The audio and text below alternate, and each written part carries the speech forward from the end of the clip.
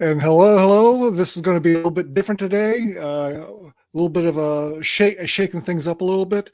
And if you're a parent, I think you'll appreciate this even more.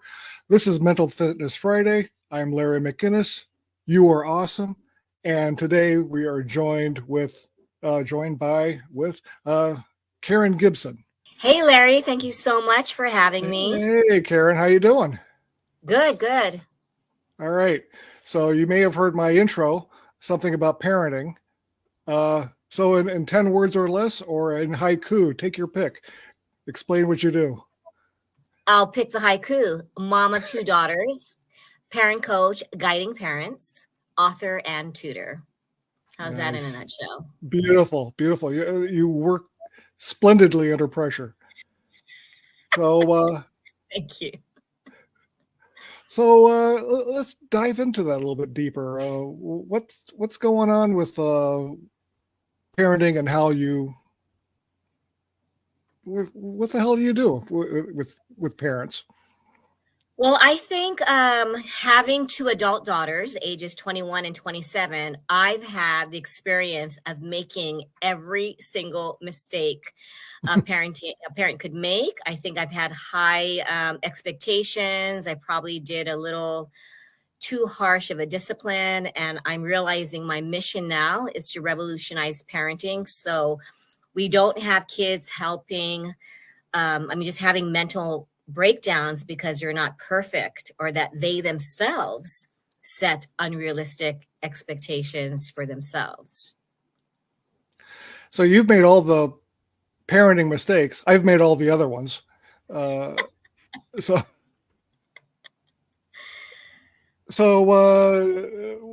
let's see. I could give you an example of, like, I was a terrible father. I think it's a good thing my kids still talk to me.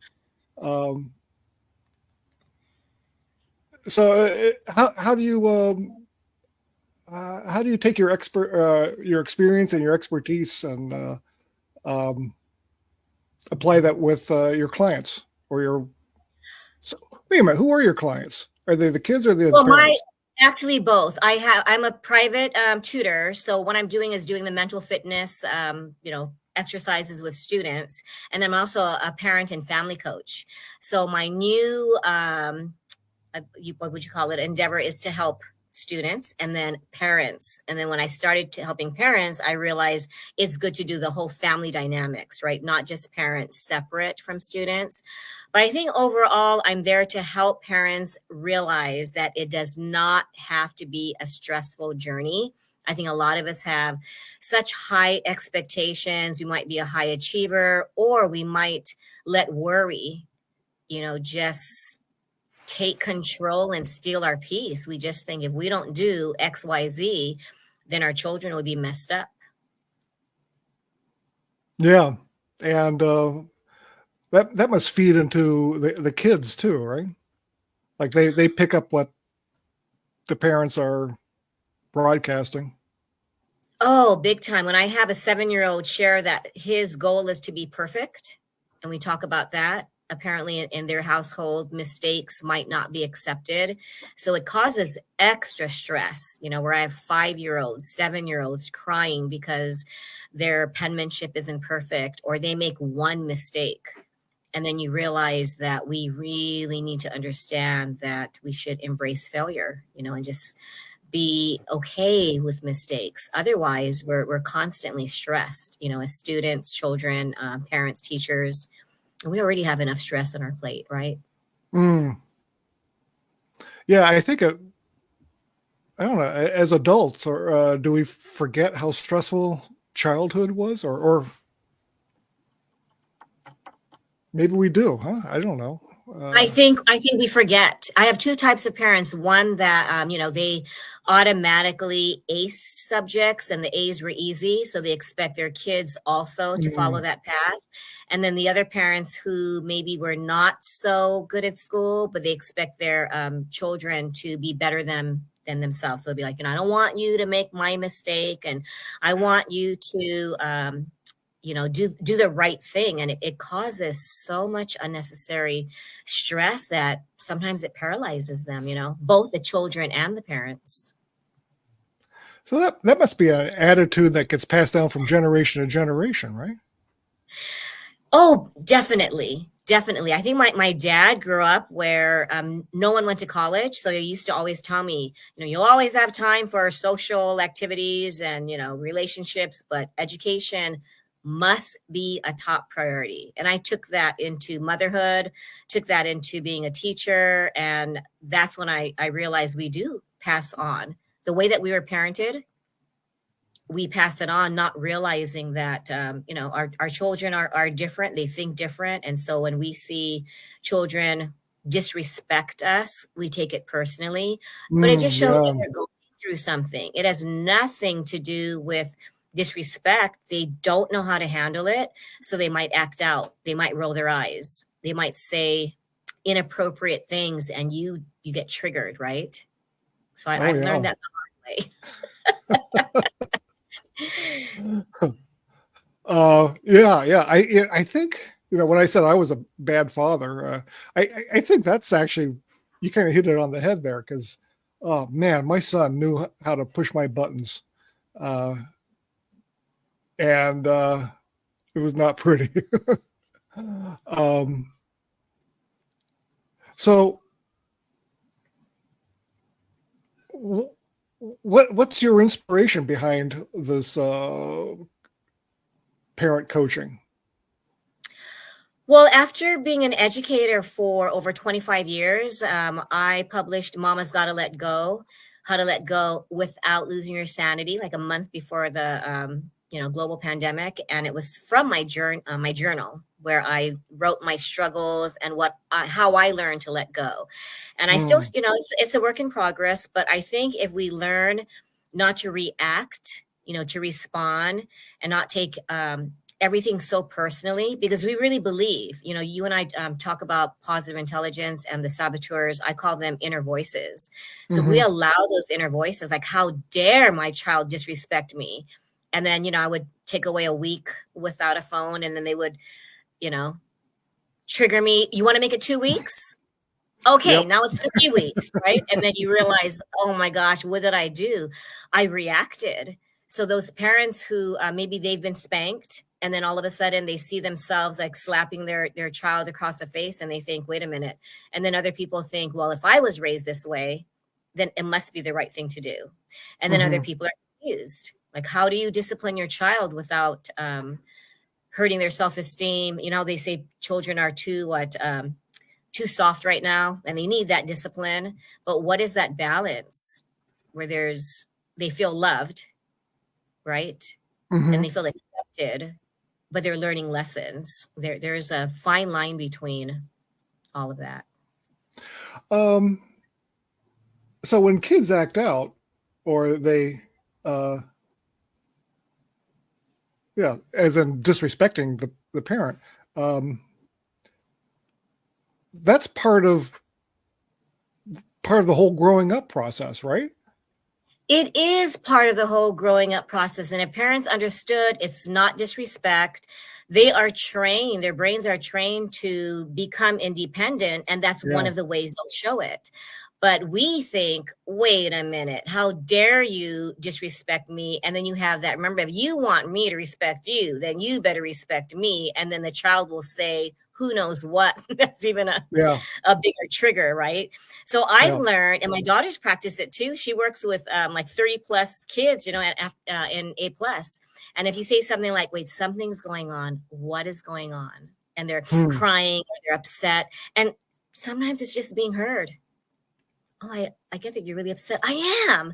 And you let them talk for, a few minutes, and then they calm down. Are you okay? Yeah, I'm okay. And my daughter's like, yeah, mom, it doesn't have to be a shouting match where you're telling them, hey, stop it. Have those words ever worked? Cut it out. Stop it right now. It usually will probably trigger, right, the child to say, wait a minute. Uh-huh. Now I kind of remember, well, not kind of, I definitely remember, uh, as I'm trying to discipline my, one kid or the other, uh,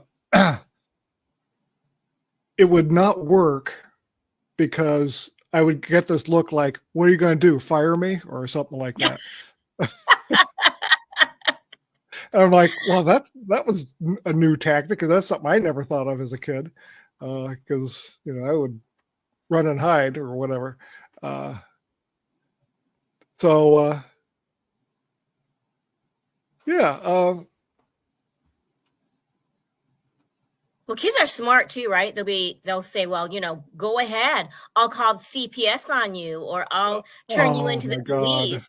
And then that angers parents more. So I always say every interaction, you have an opportunity to disconnect or connect. And if you need a break right then and there, you don't say time out for you. Just say, you know what? I think both of us, and I've done this with tutoring too. I think both of us right now just need 30 seconds, just 1 minute. And it's amazing. Don't Yeah. underestimate the power of the breath. And then you look at each other and, are you okay? Maybe they need another minute or 5 minutes, but it truly is removing yourself from that. It's almost like a war zone that you're in, right? And it's not going to be easy to calm either party if you're in that angered state. I think you hit a good point when you were saying, when there's a conflict between the parent and the kid, that the parent has this opportunity to react one way or the other. And that's a concept that I drill the viewers and the listeners, that there's a opportunity in every situation, including what you're talking about. And with that in mind, so if a parent is listening right now and like taking this in, the next conflict you have, I bet that's just going to be out of your head. You're just going to forget it. But it might take 5 or 6 of these conflicts before it's like, it's starting to connect now. I remember what Karen said about choosing how to react. So let me try to actually. And I've had parents who just automatically, like in Hawaii, you reach for that slipper, right? It's not a spanking, it's a slipper, it's anything. And I had these words, like whenever you think I should, or whenever you start to do something, ask yourself, is this the right thing to do? Will it be useful? Right? Should it be said? And amazingly, he said it actually stopped him. He spoke fewer and fewer words. And in the middle of conflict, because once your blood is starting to boil, the awareness is the hardest thing, right? Once you're aware, walk away. Just let them know, I'm feeling a little irritated. I think I need to walk away right now. And then explain that it's not them, something's going on within. Otherwise it'll be like, so are you upset at me? Or it might, trigger them. But, it does help. I have I used to do the red light, yellow light, green light theory. And a therapist told us, if you're yellow light, tell your child there's a yellow light. And I would say the traffic light is broken. There are no lights, when you're really agitated.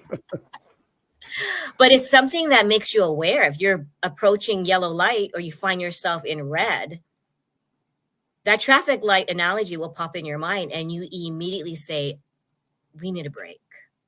That'll solve a lot or reduce a lot of, harsh, sometimes I said I had one student, I lost my iPad for a year and he just got it that day.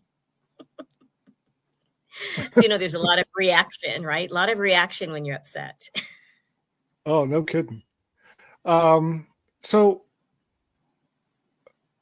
I know you're located in Hawaii, but are your clients strictly in Hawaii, or do you do remote sessions, or how do you work? I do remote. It's interesting because I have a mom born and raised in China, and now she's in on the East Coast, and she didn't realize the importance of, the PQ, the positive intelligence and parenting.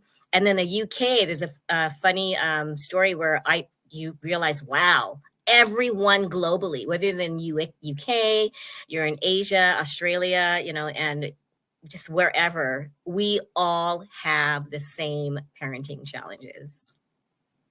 Pretty universal. Very universal. Huh. Interesting. Um, and I was noodling around with this other question because I know you're in Hawaii, and there's probably a lot of